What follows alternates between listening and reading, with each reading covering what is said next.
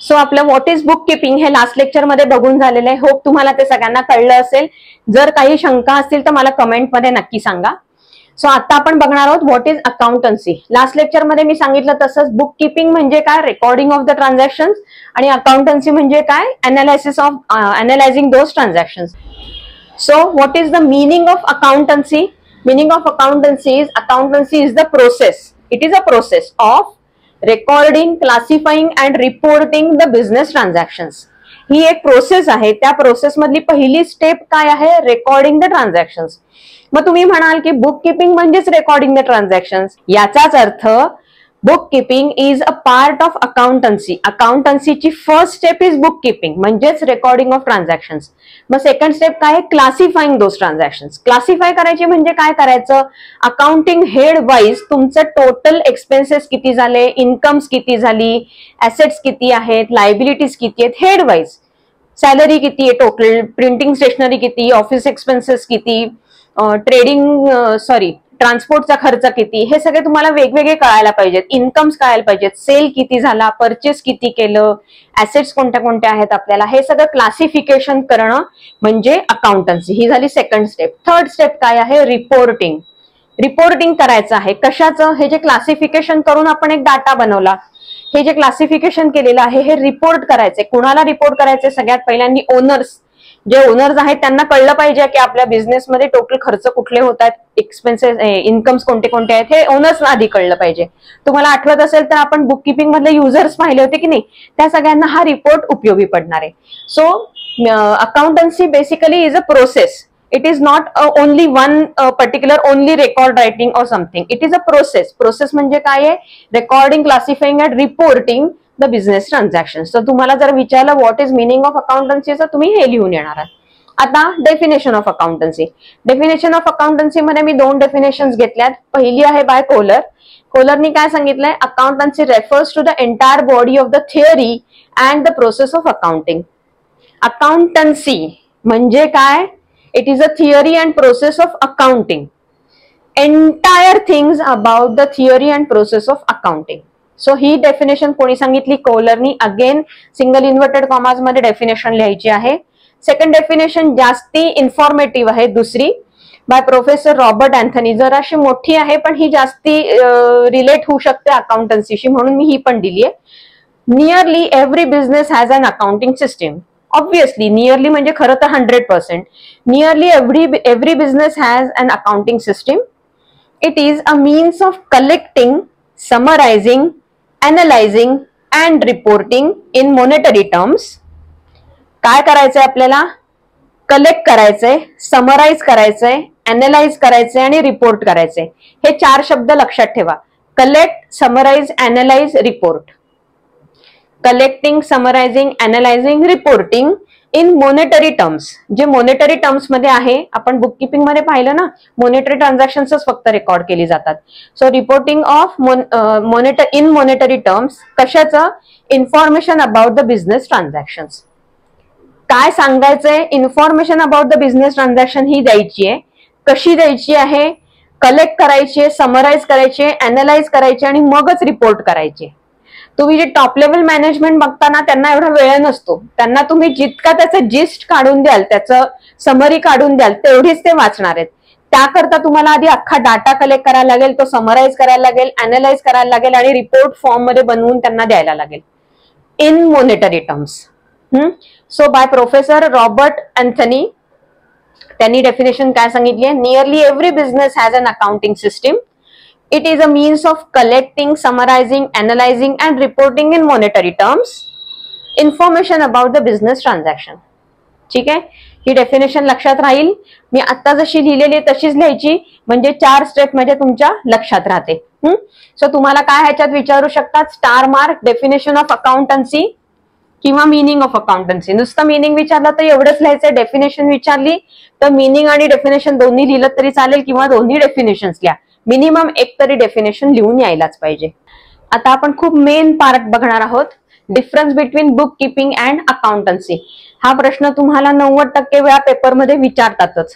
आता मी हे जे तुम्हाला लिहून समोर दिलेले आहेत डिफरन्सेस, हे जे डिफरन्सेस 11 डिफरन्सेस आहेत हे मी वेगवेगळ्या ठिकाणाहून सर्च करून तुमच्यासाठी काढलेले. सो हा एक युनिक डेटा आहे जो तुम्हाला तुमच्या वहीमध्ये कुठल्याही परिस्थितीत लिहून ठेवायचा आहे आणि डबल स्टार मार्क करायचा आहे. ह्या पॉइंटला तुमचा डबल स्टार मार्क असेल, व्हेरी व्हेरी इम्पॉर्टंट मध्ये जातो हा point. So difference between book keeping and accountancy, 3 columns केले तिथे. Point of differentiation, book keeping and accountancy. सगळ्यात पहिला पॉइंट आपला आहे मीनिंग वरनं काढायचा आहे. एक लक्षात ठेवा, जेव्हा तुम्ही डिफरन्सेस लिहिताना तेव्हा कुठलंही पाठांतर करून जायचं नाहीये. 11च्या 11 पॉइंट तुम्हाला लिहायलाच पाहिजेत असं नाहीये, पण जे मेन पॉइंट आहेत जे मी तुम्हाला सतत हॅमरिंग करतेय, बुक किपिंग म्हणजे रेकॉर्डिंग ऑफ ट्रान्झॅक्शन्स आणि अकाउंटन्सी म्हणजे अनालिसिस ऑफ ट्रान्झॅक्शन, हेच तुम्हाला इथे लिहायचं आहे आणि लॉजिकली पॉइंट तुमचे डेव्हलप करून तुम्हाला लिहायचं आहे.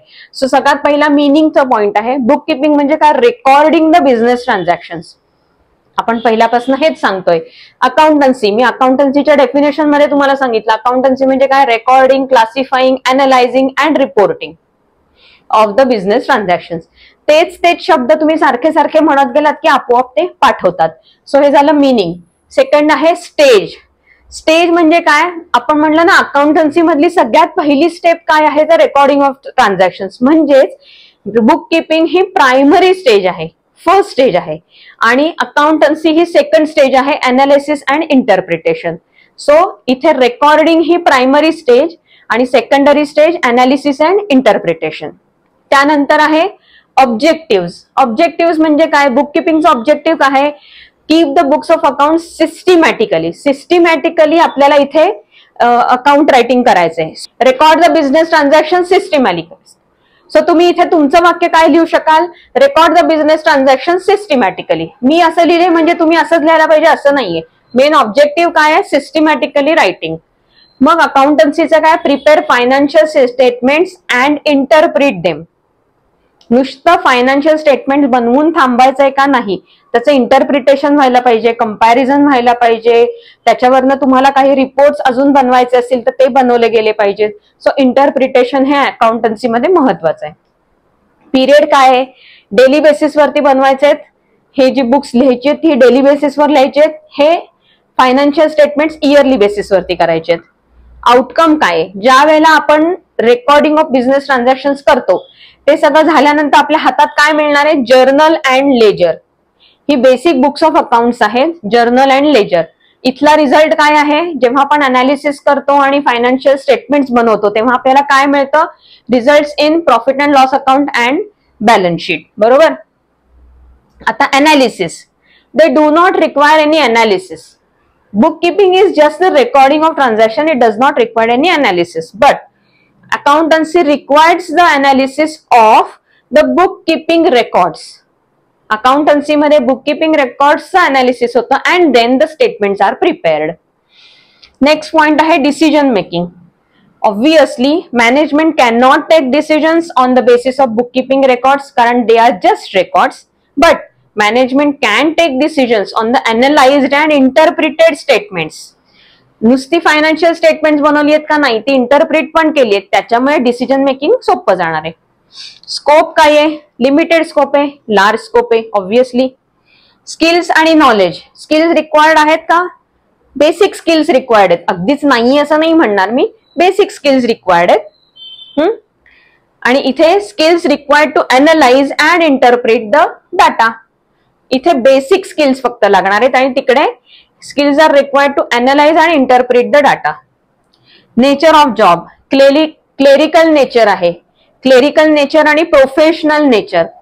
जर हा क्लेरिकल नेचरचा जॉब असेल तर रिस्पॉन्सिबिलिटी कोणावर येते? ज्युनियर स्टाफवर. नुसतं रेकॉर्डिंग ऑफ ट्रान्झॅक्शन हा क्लेरिकल जॉब असल्यामुळे ज्युनियर स्टाफकडे. प्रोफेशनल काम आहे हे, स्किल्स लागणार आहेत म्हणून सिनियर स्टाफ आणि मॅनेजरकडे यांची रिस्पॉन्सिबिलिटी आहे. कळलं? सो इथे मी तुम्हाला टोटल 11 पॉइंट्स दिलेत. छोटे छोटे पॉइंट, छोटी छोटी वाक्य करा आणि तुम्ही तुमच्या भाषेमध्ये हे लिहा. मी जसं दिलंय तसंच लिहायला पाहिजे. ह्याच्यापेक्षा एखादा जास्ती पॉइंट तुम्हाला आठवला तरी सुद्धा तुम्ही लिहू शकता. हे मी बऱ्याच गोष्टी एकत्र रेफर करत करत तुमच्यासाठी हा एक डाटा बनवलाय. याचा फोटो काढून घ्यायचा आहे आणि वहीत न चुकता हे लिहायचं आहे. Double star mark. आता आपण काही बेसिक अकाउंटिंग टर्मिनॉलॉजीज बघणार आहोत ज्या इतक्या महत्वाच्या आहेत की तुम्हाला पुढे आयुष्यभर ह्या टर्मिनॉलॉजीज वापरायच्या आहेत. त्याच्यामुळे त्याचे अर्थ नीट कळले पाहिजे, ते नीट समजून घेतलं पाहिजे. ह्या प्रत्येक टर्म मी तुम्हाला अगदी डिटेलमध्ये कन्सेप्च्युअली नीट समजावून सांगणार आहे. सो कोणत्या कोणत्या अकाउंटिंग टर्मिनॉलॉजीज आपण आता शिकणार आहोत. बिझनेस म्हणजे काय, owner, transaction, capital, drawings, debtors, creditors, bad debts, expenditure, income किंवा revenue, purchase, sale, discount, solvency, goodwill, profit and loss, assets, liabilities, contingent liabilities, net worth, accounting year and assessment year. या total 21 terminologies आहेत. एक एक term मी तुम्हाला डिटेलमध्ये व्यवस्थित समजावून सांगणार आहे. प्रत्येक गोष्ट मी जी लिहायला सांगणार आहे ती सगळी तुम्ही लिहून घ्यायची. समजा मी काही समजावून सांगत असताना तुम्हाला लिहून घ्यायचं असेल तर तेही लिहून घ्या, उपयोगीच पडणार आहे तुम्हाला. सो या सगळ्या टर्मिनॉलॉजीज नीट समजून घ्यायच्या आहेत, अतिशय महत्वाच्या आहेत सगळ्या. सो लिहून तर नक्कीच घ्यायच्या आहेत. सो आपण एक एक टर्म घ्यायला आता सुरुवात करूयात. सो आता आपण डिटेल्ड मध्ये सगळ्या टर्मिनॉलॉजी शिकायला सुरुवात करणार आहोत. फर्स्ट आहे business. What is a business? It is an activity that contains exchange of goods and services. नुसता एक्सचेंज आहे का नाही, अगेन्स्ट मनी और मनीज वर्थ. सो बिझनेस म्हणजे काय, एक्सचेंज ऑफ गुड्स और सर्व्हिसेस व्हायला पाहिजे. नुसतं एक्सचेंज नाही, मनी सुद्धा त्याच्याबरोबर एक्सचेंज झालं पाहिजे, मनी किंवा मनीज वर्थ. मी पहिल्या लेक्चरमध्ये तुम्हाला सांगितलं होतं व्हॉट इज बिझनेस. बिझनेसला आपण साध्या भाषेत काय म्हणू शकतो, बाईंग और सेलिंग ऑफ गुड्स और सर्व्हिसेस अगेन्स्ट मनी और मनीज वर्थ. बाय आणि सेल याच्यामध्ये मनी आणि मनीज वर्थ हे हिडन वर्ड्स असतात. त्याच्यामुळे बाईंग अँड सेलिंगच्या पुढे परत मनी और मनीज वर्थ लिहायची गरज नाहीये. एक्सचेंज म्हणला तर मनी और मनीज वर्थ लिहायला पाहिजे. सो व्हॉट इज बिझनेस, जो माणूस बिझनेस करायला बसलेला आहे तो त्याचे गुड्स अँड सर्व्हिसेस सेल करतो आणि त्याच्या अगेन्स्ट पैसे घेतो, त्याच्या अगेन्स्ट इन्कम जनरेट करतो, प्रॉफिट बनवण्याचा प्रयत्न करतो. ठीक आहे, याला म्हणायचं बिझनेस. मग सेकंड टर्मिनॉलॉजी आहे owner. Who is the owner? Owner is a person who starts the business. Business चालू करणारा एक माणूस असतो, त्या माणसाला काय म्हणायचं, ओनर. हा जो ओनर आहे तो बिझनेस सुरू करतो आणि त्याच्यातून मनी जनरेट करायचा प्रयत्न करतो. हा एकटा माणूस जेव्हा असतो ना, जेव्हा तो बिझनेस सुरू करतो तेव्हा त्याला काय म्हणायचं, he is also called as sole proprietor. हे शब्द ना तुम्हाला अकाउंटन्सी मध्ये आता पुढे खूप वेळा वापरायचे. So who is a sole proprietor. नीट बघा, स्पेलिंग नीट लक्षात ठेवा आणि लिहा. Proprietor, proprietor is a sole, single person, sole proprietor. So owner हा एक माणूस स्वतः कॅपिटल इन्व्हेस्ट करतो आणि बिझनेस सुरू करतो, म्हणून त्याला म्हणायचं sole proprietor of the business. Next term आहे ट्रान्झॅक्शन. ट्रान्झॅक्शन म्हणजे काय, an exchange of goods and services between two persons or two businesses against money or money's worth. So what is a transaction? Transaction is exchange of goods and services. अगदी बरोबर आहे. पण पुण्यामध्ये between two persons, दोन माणसांनी एकमेकांमध्ये goods exchange केलेले आहेत, किंवा बिटवीन टू बिझनेसेस, की आपण एका बिझनेस मधनं दुसऱ्या बिझनेस कडून रॉ मटेरियल परचेस केलेलं असेल तर त्याला म्हणायचं exchange of goods between two businesses again against money और money's worth. There are two types of transactions. First is monetary transaction and second is non-monetary transaction. Monetary transactions are the transactions where money or money's worth is involved. There are two types again in the monetary transactions, cash transaction and credit transaction. Non-monetary transaction where money is not involved. There is only one type, barter system in non-monetary transactions. So आपण आता हे detailed मध्ये बघणार आहोत. Monetary transaction. Monetary transaction म्हणजे काय, the transactions wear मनी और money's worth is involved. त्यामध्ये फर्स्ट टाइप आहे कॅश ट्रान्झॅक्शन आणि सेकंड टाइप आहे क्रेडिट ट्रान्झॅक्शन. कॅश ट्रान्झॅक्शन म्हणजे काय, जेव्हा आपण एखादी वस्तू, गुड्स और सर्व्हिसेस विकत घ्यायला जातो तेव्हा we pay the cash immediately.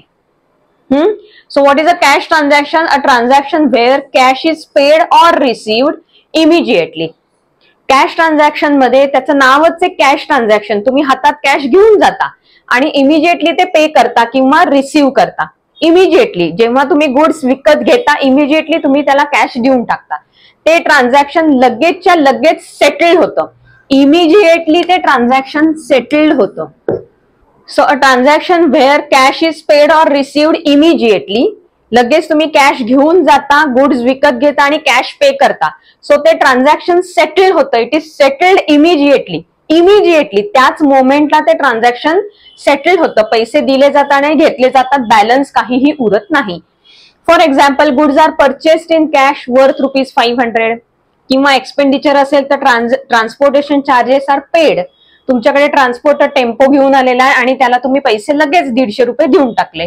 Fees are received in cash ₹500, sorry ₹1000. ठीक आहे. सो याला म्हणायचं cash transaction where the cash is the transaction is settled immediately. Credit transaction म्हणजे काय? A transaction where cash is not paid or received immediately. त्या मोमेंटला cash पे केली जाते किंवा रिसिव्ह केली जात नाही. तर कधी केली जाते? But on a future date. पुढच्या कुठल्या तरी फ्युचर डेटला ते ट्रान्झॅक्शन सेटल केलं जातं. सो याच्या पुढचं तुम्ही वाक्य काय लिहिणार आहात? The transaction is settled on a future date. Transaction is settled on a future date when actual cash is paid or received. तेव्हाच ते ट्रान्झॅक्शन सेटल होऊ शकणार आहे. सो तुम्ही ह्याच्यामध्ये ऍड काय करणार आहात? The transaction is settled on a future date when the actual cash is paid or received. तोपर्यंत तो माणूस स्वस्त बसणार आहे का? तुम्ही वस्तू घेतलीये, घरी घेऊन पण आलाय, त्याला सांगून आलेत मी उद्या पैसे देतो, उद्या दिले नाही, 4 दिवसांनी दिलेले, ते ट्रान्झॅक्शन पेंडिंग राहणार, सेटल होणार नाही. सो आपण जेव्हा ते ट्रान्झॅक्शन कंप्लीट करू, म्हणजे त्याचे पैसे देऊ, तेव्हा ते सेटल होणार आहे. एक्झाम्पल काय आहेत? Goods purchased on credit worth ₹500, fees are payable ₹1500, interest is receivable from bank. FDs वगैरे करतो की नाही आपण, त्याचा interest is receivable, not yet received. Fees are payable, not yet paid. Goods are purchased on credit, amount is not paid. कळलं? याला म्हणायचं credit transaction when the transaction is settled on a later date. कळलंय? दोन मधला difference कळलाय? याच्यामध्ये तुम्हाला difference between cash transaction and credit transaction असा प्रश्न विचारू शकतात. तो तुम्ही लिहू शकाल. फर्स्ट पॉइंट लिहायचा, cash is paid or received immediately, it is not paid immediately. Second, the transaction is settled immediately. इथे transaction is not settled immediately. Third point, example. इतकं सिंपल आहे, बरोबर? आता इथे क्वेश्चन काय विचारणार आहेत तुम्हाला? व्हॉट इज काय कॅश ट्रान्झॅक्शन? हा स्टार मार्कचा आहे प्रश्न. इथे प्रश्न काय विचारणार? What is a transaction? What are the types of transaction? मग तुम्ही टाइप्स लिहिणार. मॉनिटरी ट्रान्झॅक्शन म्हणजे काय? मी नॉन मॉनिटरी ट्रान्झॅक्शन सांगतेय, ते पण तुम्हाला लिहायचंय. ठीक आहे? 4 मार्काला हा प्रश्न विचारू शकतात तुम्हाला. So what is a transaction हे सगळं लिहाल. नुसतं व्हॉट इज कॅश ट्रान्झॅक्शन आलं तर एवढंच लिहायचं, व्हॉट इज क्रेडिट ट्रान्झॅक्शन आलं तर एवढंच लिहायचं, मॉनिटरी ट्रान्झॅक्शन आलं तर सगळं लिहायचं. कळतंय नक्की? सो आता आपण पाहिलंय मॉनिटरी ट्रान्झॅक्शन. मी आता नॉन मॉनिटरी ट्रान्झॅक्शन सांगते. नॉन मॉनिटरी ट्रान्झॅक्शन म्हणजे काय? A transaction where money or money's worth is not involved. As simple as that. Monetary मध्ये money or money's worth is involved, non monetary मध्ये money or money's worth is not involved. म्हणजेच cash is not involved. कारण monetary transaction मध्ये जरी credit transaction असेल तरी पुढे कधीतरी तुम्हाला ते पे करायलाच लागतं, कॅश इन्व्हॉल्व होतेच. पण नॉन मॉनिटरी ट्रान्झॅक्शन मध्ये कॅश अजिबातच इन्व्हॉल्व होत नाही. Instead goods are exchange against goods. तुम्ही मला गुड्स द्या, त्याच्या अगेन्स्ट मी गुड्सच देणार. ह्याला काय म्हणायचं? बार्टर एक्सचेंज किंवा बार्टर सिस्टीम. ही अगदी पूर्वीच्या काळी जेव्हा नवीन नवीन सिव्हिलायझेशन होती, जेव्हा करन्सी नव्हती, त्यावेळेला हे सगळं पूर्वी व्हायचं. Goods against goods were exchange म्हणजेच बार्टर सिस्टीम. तुम्हाला काय विचारतात पेपरमध्ये? व्हॉट इज बार्टर एक्सचेंज किंवा व्हॉट इज बार्टर सिस्टीम. मग तुम्ही काय सांगाल? In the non-monetary transaction, money or money's worth is not involved. That is, cash is not involved. Instead of cash, goods are exchanged against goods. This method is called as barter exchange or barter system. कळलं? यामध्ये तुम्हाला अजून एक प्रश्न विचारू शकतील. Difference between monetary transactions and non monetary transaction. First point काय असेल? मॉनिटरी ट्रान्झॅक्शन्स मध्ये मनी और money's worth is involved, money और money's worth is not involved. Second, cash is involved, cash is not involved. Third, cash is exchange against goods and services, इथे goods are exchange against goods and services. ठीक आहे. चौथा point तुम्ही एक्झाम्पलचा लिहू शकता. So तुम्हाला हाही डिफरन्स लिहिता आला पाहिजे. कुठलेही डिफरन्सेस तुम्हाला विचारू शकतात. सो हेही डिफरन्स तुम्हाला लिहिता आले पाहिजेत. हे डिफरन्सेस तुम्ही स्वतःहून तुमच्या बुकमध्ये लिहून काढा.